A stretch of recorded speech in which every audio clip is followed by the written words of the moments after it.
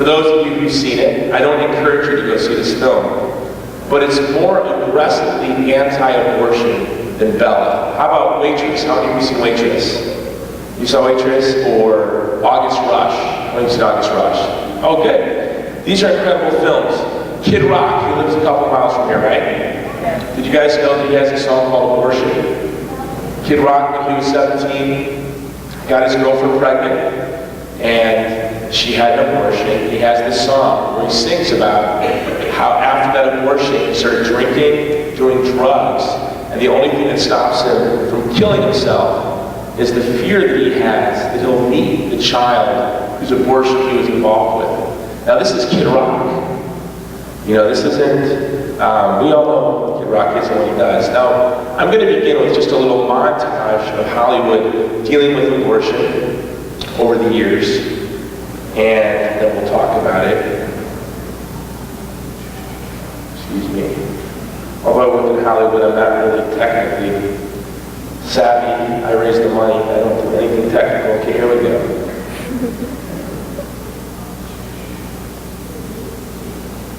This is Hollywood without abortion.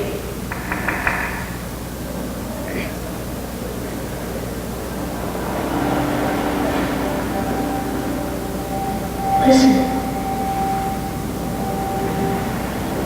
Can you hear?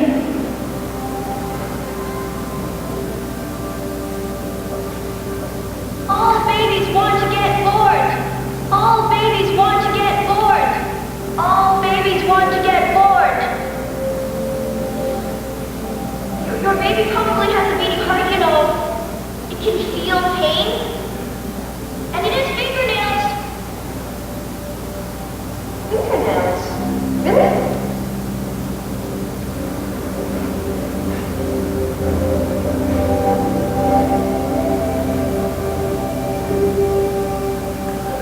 What makes you think she's not lying about it? She went to the doctors for the test. She's pregnant. Okay, so get an abortion. She wouldn't talk about it. She's Catholic.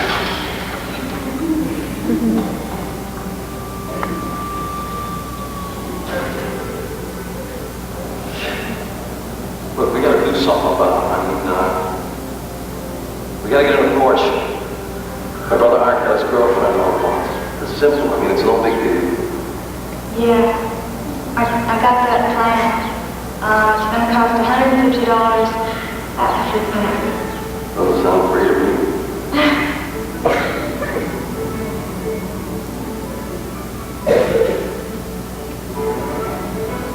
I'm pregnant. What? I'm pregnant? With abortion? I'm thinking you're gonna have a kid, man. Think with it like this, it's just an excuse to play with all your little toys again. You know what I think we should do? Take care of it. Tell me you don't want to get a D word. Yes, I do, but I won't stay for a little baby or something there. But it rhymes with smush mush. I'm just saying, hold on, Jake, over here. You should get a smush more stick at the smush more stick.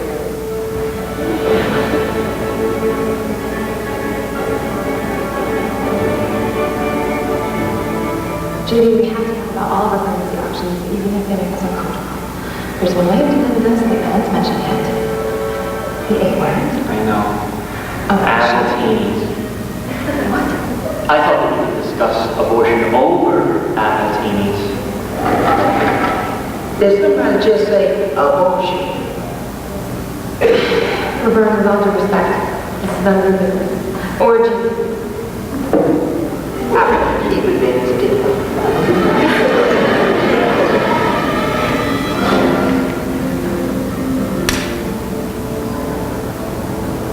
He's not a father. He's not going to be a father. Just like I'm not going to be a mother.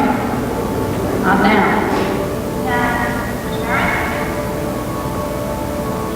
He's all for getting it taken care of. Those are the words he used. It's a word of wisdom to be pulled out. Well, I wonder what he's always properly mother. Guys have an inconvenience about that doesn't know neck breathing, and if they have all suffice, what's best for me?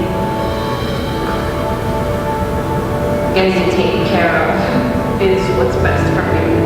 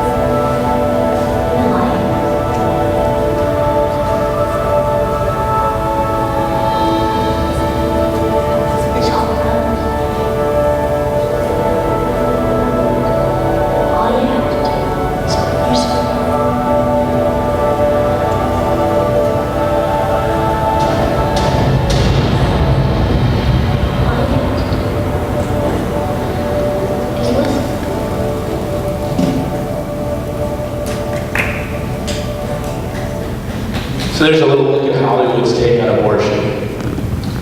The one thing that we know, Planned Parenthood's own studies show that they surveyed women who had abortions with Planned Parenthood, and they found that over 60% of the women who had an abortion with Planned Parenthood stated they were coerced into that abortion by a man.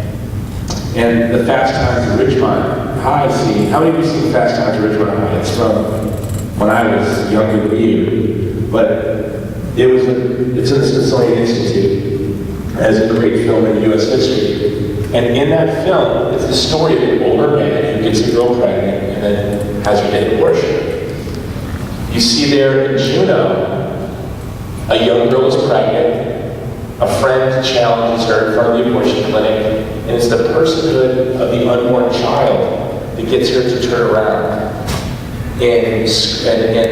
Not Scrubs. Is that Scrubs? Yeah, Scrubs. It's a doctor, it's a nurse, but she also relies on faith. So there she is, she's a nurse. She knows it's an unborn child. She feels the faith. We see time and time again in Hollywood that even Hollywood knows, even South Park knows what Planned Parenthood does to children. And here we go. Now, I hope none of you watch South Park, right? This took a lot of editing. And for those of you who saw Knocked Up, it took us about 5 hours to edit all the junk out of that little clip. Here's South Park. Dude, don't you know what this means? You drink kidding. Shut up. You drank his whole body. Shut up. Oh my God, this is awful and disgusting. Bad. Let's face it, well, I've had a case every other time. It's noted, it's saddening. Well, so much for a winning ticket. Carter probably drank out with the rest of the chain. Yeah, good job, badass. I can't live like this. I have to find a place where they remove his nose from your body. Did you guys catch that? So Cartman drinks Kenny's ashes, thinks it's chocolate milk mix. He becomes possessed by Kenny, and then he says he has to go to a place that removes living souls from the body. Okay, here's the next scene. You what? Dude.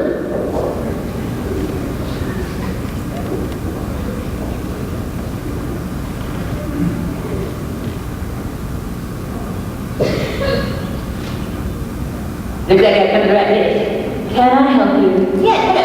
I have a living thing inside me that I need sucked out of me. You'll have to make an appointment. The charge is $230. $230?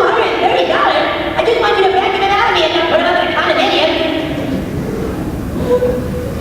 So how much is that scene? First of all, he says, I want to have a living soul sucked through my body. And she says, that'll be $200. She doesn't dispute the fact. And so if we want to know why people lie about abortion, it's because behind it is an abortion industry. And the most important people in the world to shutting down the abortion industry are you folks. When I was in high school, or when I was in college, I got involved in the pro-life movement when I was 17. After I got my girlfriend pregnant, I dropped out of high school and joined the Army. And while I was away in basic training, her father beat her up and forced her to have an abortion. That's how I found out about abortion.